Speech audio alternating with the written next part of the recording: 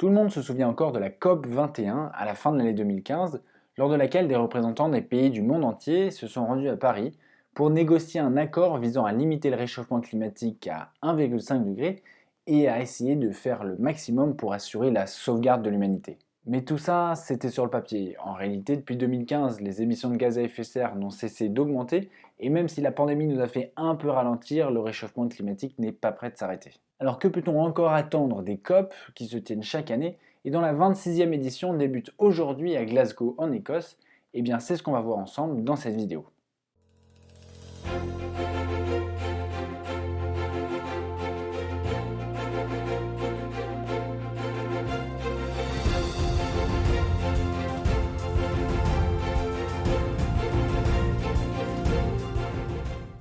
En décembre 2015, la signature de l'accord de Paris avait suscité beaucoup d'espoir chez énormément de gens. L'accord avait ensuite été ratifié par les parlements nationaux très rapidement et il avait pu rentrer en vigueur dès novembre 2016. Et pourtant, comme on le disait en introduction, les émissions de gaz à effet de serre ont continué à augmenter depuis 2015. Alors comment est-ce possible? Eh bien tout simplement parce que cet accord est basé sur des objectifs nationaux et qu'il ne prévoit aucun dispositif de sanction au cas où les signataires ne respecteraient pas leurs propres engagements. Alors quand on pense à ça, on pense tout de suite aux États-Unis de Donald Trump qui ont décidé de sortir de l'accord de Paris en 2016, alors que Barack Obama l'avait signé un an auparavant. Et Donald Trump avait même fait de la sortie de cet accord un des principaux arguments de sa première campagne électorale. Et on imagine mal ce qu'un accord sur le climat deviendrait sans les États-Unis, qui représentent encore aujourd'hui 13% des émissions de gaz à effet de serre mondiales.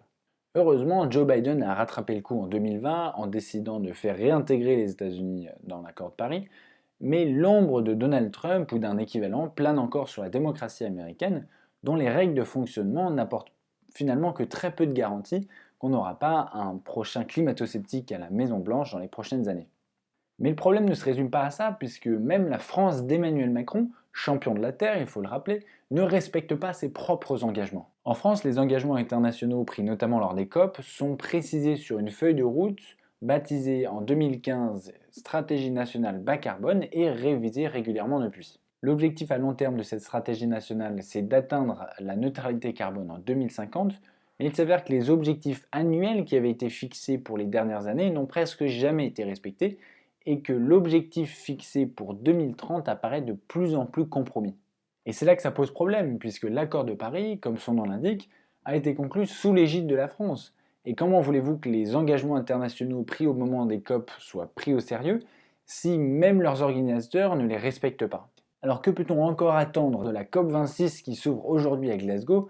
Eh bien concrètement, pas grand-chose. Cette COP n'a d'ailleurs pas vocation à voir la finalisation d'un nouvel accord international, mais uniquement de discuter des derniers détails concernant les modalités d'application de l'accord de Paris. Depuis 2015 et même avant, les COP agissent en fait comme une sorte de forum annuel de l'environnement et permettent de centraliser et de rendre public l'ensemble des stratégies nationales de lutte contre le réchauffement climatique. Et puis ces conférences obligent tous les États à discuter entre eux, les gros pollueurs comme les premières victimes des conséquences du réchauffement climatique, et de mettre tous les États sur la même page chaque année vis-à-vis des nouvelles évolutions des dérèglements climatiques. Mais là où les COP sont largement sous-estimées, c'est en fait dans le potentiel moyen de pression qu'elles représentent. C'est-à-dire qu'aujourd'hui, comme on l'a vu, c'est assez compliqué pour un pays comme la France de faire entendre sa voix alors qu'elle ne respecte même pas ses propres engagements. Pourtant, on pourrait très bien imaginer la France défendre dès demain un message, une diplomatie écologiste très forte, notamment par le biais de ces COP. Mais pour cela, en revanche, impossible de s'appuyer sur une démocratie bancale